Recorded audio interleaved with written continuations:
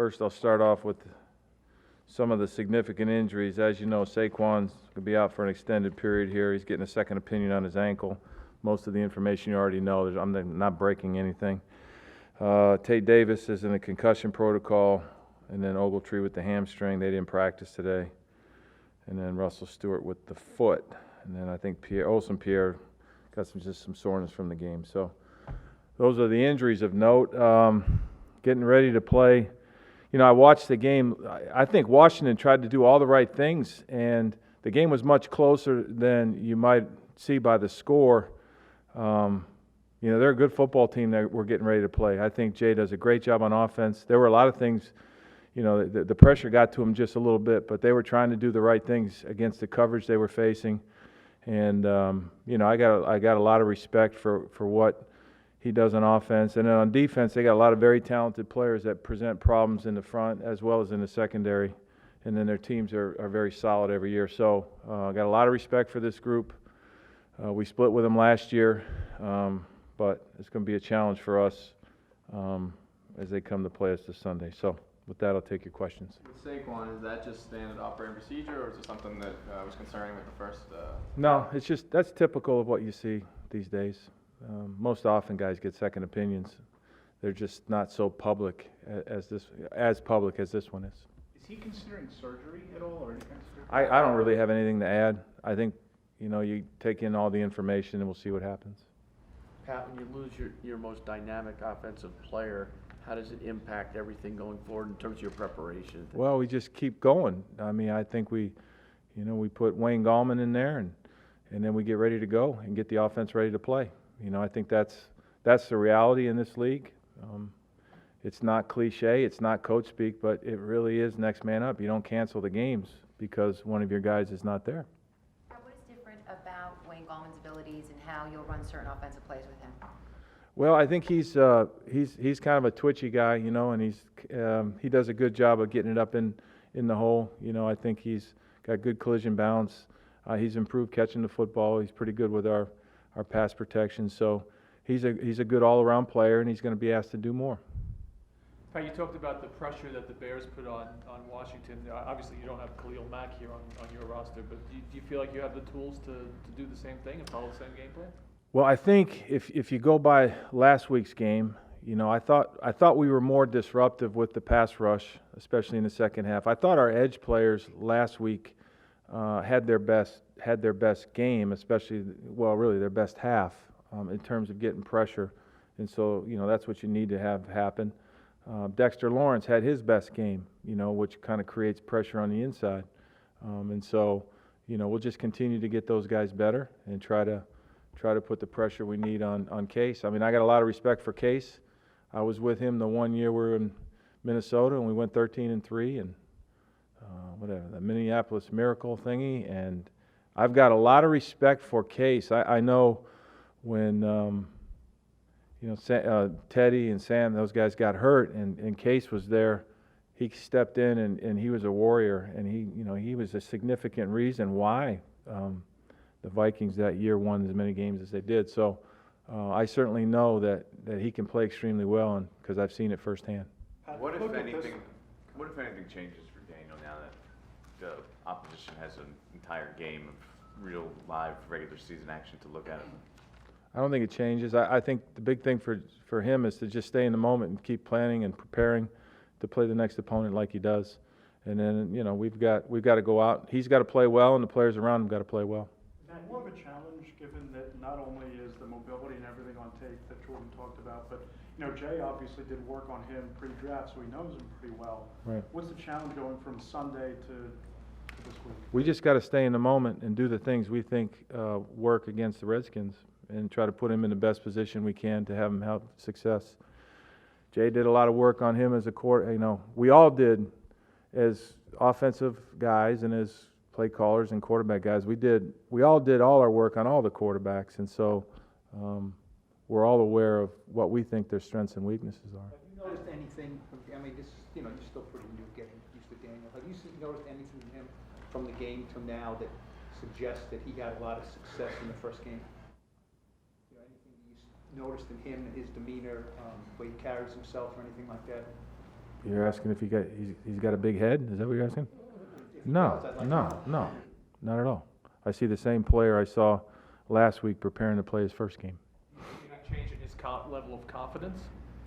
I think it's hard to see by his demeanor if he's not confident about anything, and I think that was what was great and on display last week was his toughness and his poise, and I think those are things that we saw ahead of last week's game, and you just got to build on it. We all know this is a game of consistency, and sometimes it's 5, sometimes it's 4, sometimes it's 4, sometimes it's 6, sometimes it's 7, sometimes it's 8 days. You play another one, and you got to be at your best, and he's aware of that. He played a lot of football in college for a really, really fine coach, so he understands the process, and that's part of his charm too. They have a rookie quarterback on the bench who didn't play a lot of football in college. Dwayne Haskins obviously only played the 1 year. How much stock did you put into that experience when making that decision with Daniel's 3-year guy experience? Did you feel like he was much more ready than the other quarterbacks in the draft? We felt like Daniel was the guy for us.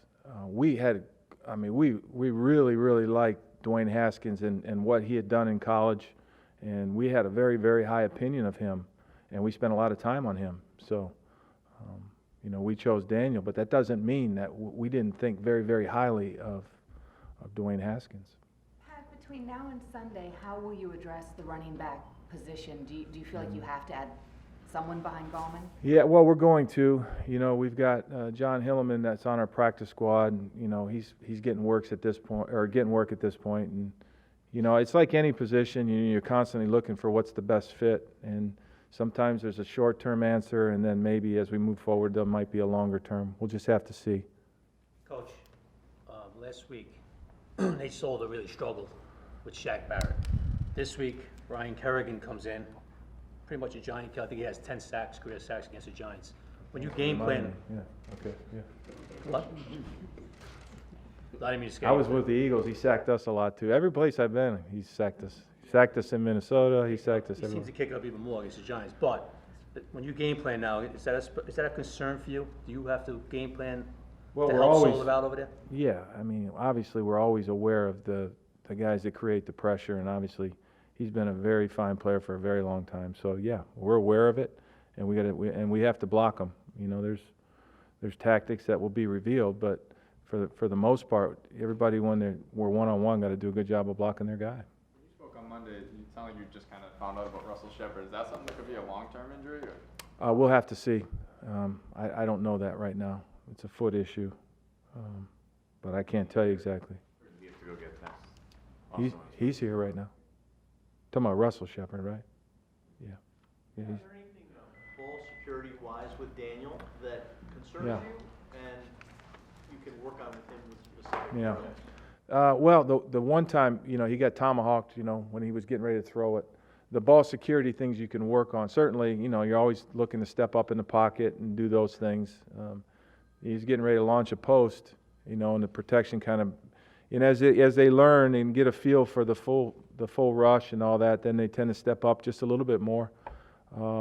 The ball security issue, certainly there's no excuse for it, and we always work the drills, the 2 hands on the ball, and drills I learned back from.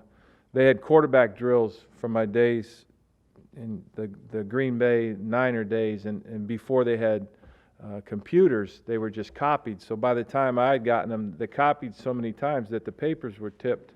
But it had all those original drills where the ball security, 2 hands on the ball, things that we work on continually, and it's something it's primary for the quarterback position.